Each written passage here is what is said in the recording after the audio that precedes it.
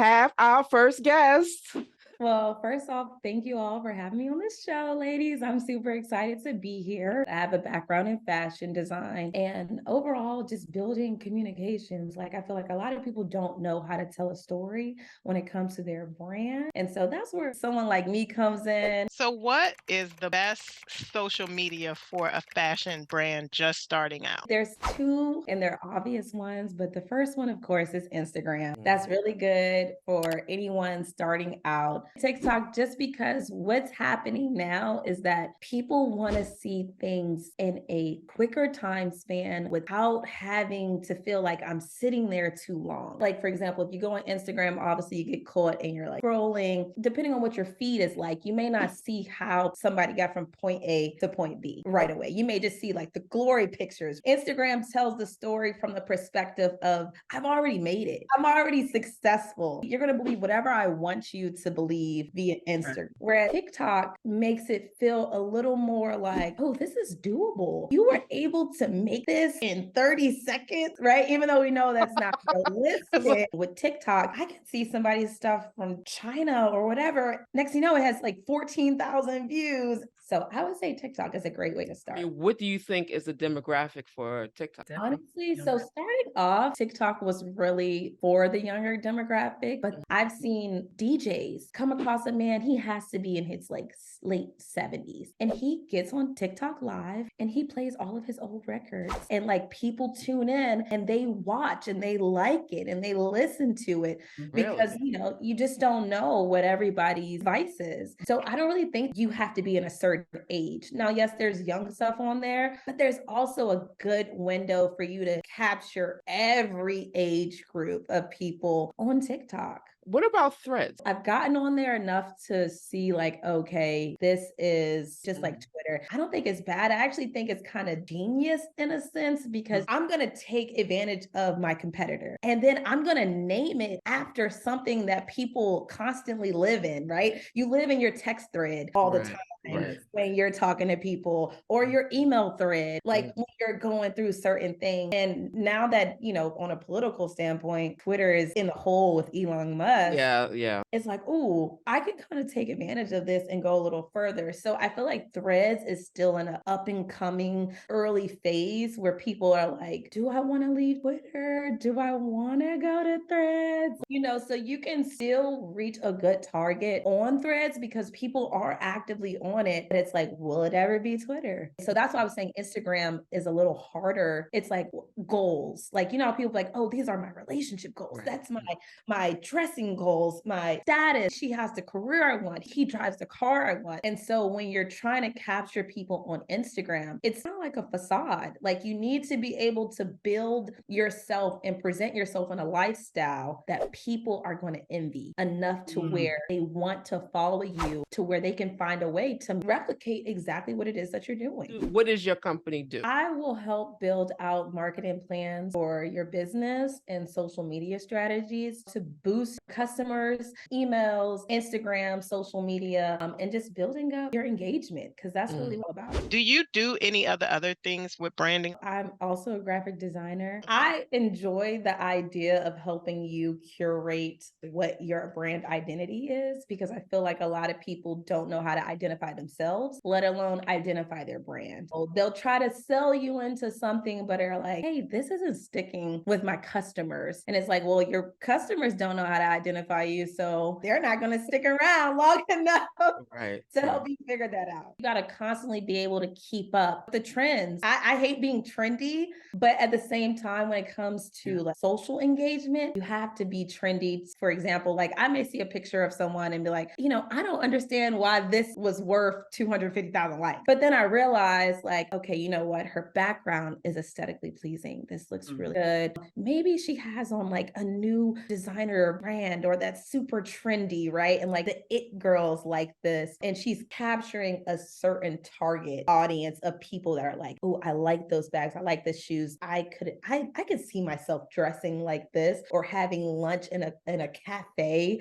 like that. And I just think that's one of the things people don't really know know how to impact their audience. It's like you have to find a way to make people feel like I'm missing out. Do you have any comments on the TikTok shopping with a lot of influencers and small businesses, independent designers really getting a lot of exposure and blowing up through the TikTok shopping? Yeah, so I definitely feel like the TikTok shop is super competitive. It can become extremely oversaturated and it can get old quick, but at the same time, it doesn't. I know you all have seen that book that's just floating around TikTok and it's like, ooh, find a way to be a better version of yourself. And I actually saw a video where a girl posted and she was like, oh my gosh, I'm tired of seeing this video. Please stop targeting me. So I started thinking the same thing. I'm like, why do I keep seeing this video? I'm not going to buy it. And then I got in the car with my girlfriend and she had the book. It was that simple. I do think that TikTok shop is a great way to get your products out there or your services out there. But it's all about having a brand ambassador because really and truly, regardless of what's on the TikTok shop, I'm not going to the TikTok shop until I see someone using the product, till I've gotten to the point where I'm so tired of seeing it that I'm going to buy it. Or how does so one become brand brand. ambassador? Or if you are a brand, how do you, reach out to one? anybody can be a brand ambassador. You don't have to have 100,000 followers. You just have to have consistency. Okay. You just need to be consistent with what you do. And if you want to, again, give a facade that you're a brand ambassador, okay. And I should say more so like fake it till you make it. It's just about your consistency. So if I'm actively posting with different products, like, oh, here's a cup, and this glass it's just perfect with everything that I do, people will start wanting to send you their products because they're like, oh, this person actively posts, and that's one less thing that the company has to do. Now, if you are a brand that is looking for brand ambassadors, you'll be surprised. A lot of people are like really open to doing stuff like that because the engagement also keeps their business going, right? So they're looking for people to reach out to them and to say, hey, I have a new product. Can you please, test this out? And so one of my girlfriends, she's a social media influencer. And so when she first started out, she would just buy, trendy clothes that she really liked. And her thing was that she wanted to become known for her streetwear. That's what she wanted. And so she would buy trendy pieces and then she would take time out of her day and schedule like, hey, okay, I have to go take 5 pictures. I need to take pictures of my next 3 looks and get them going and then have a rotation in which I post everything. And so that built up her engagement and also started to curate a platform for people to say like, hey, every time I go here, she has on like the latest sneakers. She has on the latest pants. Oh, I like the way she put this on. I just bought this, but I don't really know how to go about it. And so a brand ended up reaching out to her and they were like, hey, we really like your style. And we think our customers would like, to see you in our product. Can you wear this? And obviously she had her requirements. So from the brand's point, you want to make sure that when you're reaching out, you give them requirements like, hey, if I send you a product, I need this to be posted within the next 2 weeks, right? Like, or what's your turnaround time? Because they won't do it. People will get busy or they'll, you'll be looking like, hey, where's my stuff? And so once you give them a proper timeline, what it is that you want them to,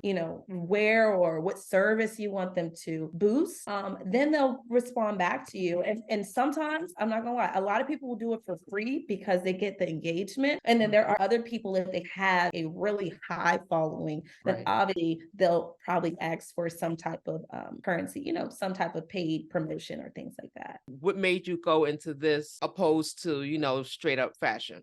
I love clothes. I love fashion, but I'm also an artist. And I wanted to find a way to be able to say like, hey, I appreciate art in every form, not just clothes, not just, mixed media, like every single form form and I couldn't pick. I found myself working in a bunch of different fields in the fashion industry, just kind of testing the water, seeing what it was that I liked, what I didn't like. I've worked on some movie sets, I've done some commercials, like behind the scene, wardrobe, and I like everything that I was able to do. I was like, okay, this was great, but I don't want to do that all the time, you know? And then I finally found myself in a place where I like to engage enough with the customer on a level where I don't have to worry about if these pants fit you or not. Cause honestly, that's not my business. So really just taking time out to understand what I like and what I don't like and stop trying to force myself to believe I like doing this when really I like doing it for me and not everybody. What would you consider yourself, an introvert or extrovert? Oh, I'm extrovert. If you were introverted, how did you get past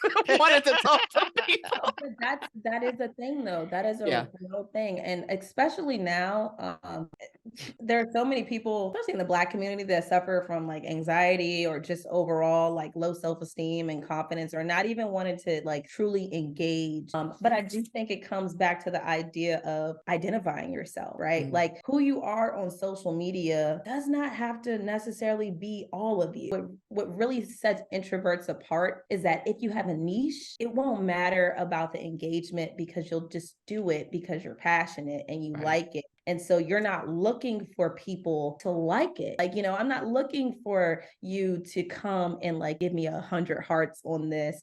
Because what I will say is overall is like after a while, social media can be super intimidating. Okay. It can be very intimidating. And people start feeling like, hey, you know, I don't want to do this anymore. This one brand that I follow, the young lady, she posts, like she goes in, she posts her pictures, and she's like, you would think she wasn't private, but she's on the outside, on the inside, she's super private. And she literally says, you guys, I post and I like immediately get off of social media when I post it. I don't post and stick around and see who's going to engage with me. I post or I take cyber breaks where it's like I may have things already in place and then I know, okay, I need to take a cyber break for like the next 15 days or so. And that's just how you kind of keep that balance with yourself, like finding a way where it works for you, but it's not like the typical what everybody else does. Where can people find you online? My social media is Alaya Autumn. You can follow me on there. My email address for my company is intimatedesigns4you@gmail.com. You can email me. I'll be more than happy to help build your brand and storytelling and engagement and boost some revenue for your pocket. Okay. That's all for now. Until next time, I'm Letitia Winston of Keeping You in Stitches, along with Naima Dozier of Fearless Threads and Zahia of Cover Me Chic and Regent Design, and Alaya, our social media guru. So please join us next.